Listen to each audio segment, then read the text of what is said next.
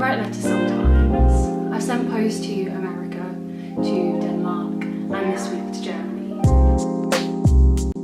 I'll decorate the envelopes with an expression of myself, and I'll let this part of my mind be exposed to people I might not ever meet.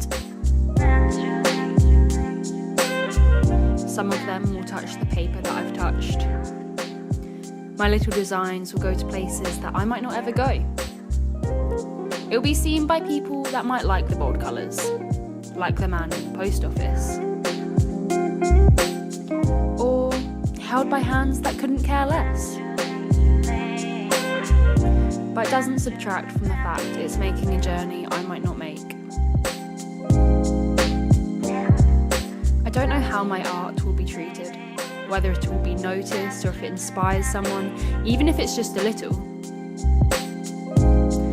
I've taken my body to Spain recently, and in the meantime, it's exciting to think a small part of me has travelled to places that I might not visit for years, or perhaps even ever.